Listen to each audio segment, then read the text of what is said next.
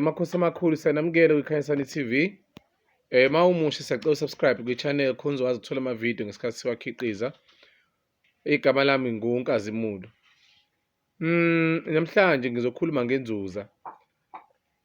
Kubalulekile ukuthi ngikhulumile ngenzuza ngoba iyabadida abantu kancane. Izoba mfishane nje le video. Inzuza guys, iyithongo noma ngizothi isidala samanzi sakhiwa umveli inqangi esihlala emanzini esiziveza njengentomfishi, ufishi ngezansi, umuntu ngaphezulu.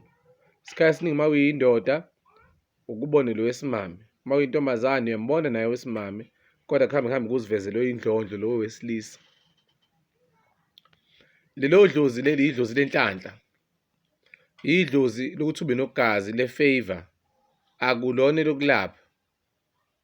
Yes, idlozi lenzuza akulona elokulapha, kodwa within idlozi lenzuza njengoba bekukhombisa amabhayi amaningi kanje, tholi namabhayi ayinqwaba namajazi bafike bebaningi, ingoba amadlozi asuke kuwena asuke emaningi kakhulu. Phakathi kwinzuza umuntu abe nale indawo, abe nabalozi, abe nesithunywa, abe nesinguni, laba abanomngoma. Okuyinkinga-ke umuntu once wabothola ukuthi uwumuntu wamanzi, unesithunywa esihamba nenzuza, lokho engikubalile kakhulu lokho nomngoma okunesinguni yakubalekela.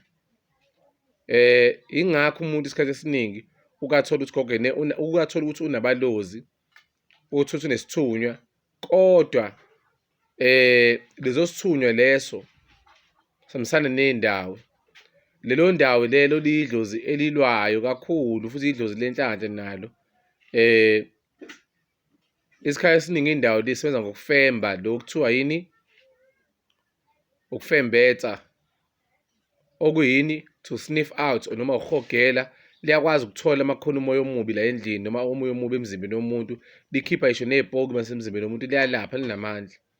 Into eyinkinga manje uma udla igobongo lenzuza noma udla igobongo, inzuza ibe nesalukwazi noma ithongo livele lifike lithi senganele, usaliphuza u-3 days.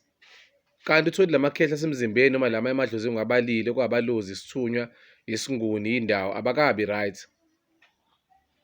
Manje inzuzo nisi-right. Faka umcelele ogogo ehlane naleso sidalo noma loyo mkhulu usuke futhi ngiyacela ukuthi nabanye baphuze emzimbeni wami baze babe right, ngoba kunqunyela isikhathi mhlawumbe kube u-3 weeks, 4 weeks, in 3 days afika athi hayi sengi-right. Kanti laba abanye basemzimbeni abakadla, abakagezeki. Omunye eqeda amagobongo athi sekubuhlungu indlebe, buhlungu ikhanda, nakho kusinda amahlombe, nakho ukubanda izandla nenyawo, aqala abhonge kakhulu, ingoba inzuza inamadlozi amaningi phakathi. Ungalingi ucabanga uma unenzuza umngoma bukho isikhathi esiningi, suke bukhona. Sekubheka ukuthi iliphi idlozi eliqubukayo, ngoba isithunywa naso uma siqubuka phakathi kwinzuza, nabo abalozi bequbuka kwinzuza, qala uhlushwe indlebe. Yilo osuke kuveza ukuthi inzuza iyodwa, yilawo amadlozi asuke ezosebenza ukambe azokuphathela izinto, kodwa yona inzuza ngqo ayilaphi. Iletha inhlanhla, ikunike ugazi, ikulele ukuxhumene nedwala zamanzi. Yilo engifuna ukucacisa ngaphambi kokuthi ngihambe. Uma uphupha inyoka emnyama, ungabalaleli abantu ukuthi leyo nyoka emnyama kuchaza ukuthi mhlambe kukhona umuntu okuthakathayo, noma kukhona isichitho esikhona.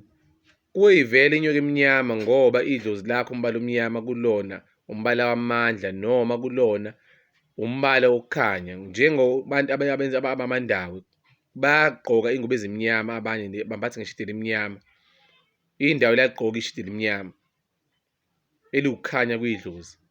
Kuye kwenzeka inyoka iziveze ikuthandele, ikubophe noma inhlwathi emnyama. Kwesinye isikhathi kuye kuchaza ukuthi imimoya yakho iphezulu, badinga ukuhlanjulula, badinga ukugezwa.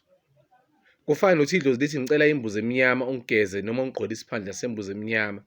Ingamnyama kuwena emahlweni, kodwa kubona ethongeni iyakwazi ukubakhanyisela leyo mbuzi. Asifuni ukulalela amadlozi ethu sathini. Mina ngizwa amakhosi amakhulu. Uma uhlushwa abantu abadala, bheka ukuthi imaphi amagobongo usuwadlile. Uma wazi khona igobongo akalidli, ugcine ngey'ndiki, nendawo, nenono, abalozi abadlile, elesithunywa awudlile, elimhlophe awudlile, elentaba awudlile, amadlozi wonke awudlile, elimnyama awudlanga, elokukhuthaza noma elokuvusa idlozi ledlozi elivilaphaya awudlile. Maningi angifuni ukungabala wonke. Naleli lemimoya elithanga ngenhlabathi endlele ekhaya awudlile, neley'nkulumo awudlile. Kukanzima ukuthi awazi ukuthi indaba isipho sakho singabhobongi. Shuthi amaphilisi owaphuzile awaphelele. So into engifisa ukuyicacisa kakhulu akunini amakhosi amakhulu ukuthi kubalulekile ukuthi nesihole abantu abadala kube khona ukukhanya. Mawudinga usizo 081 30 4198. Ngiyabonga amakhosi.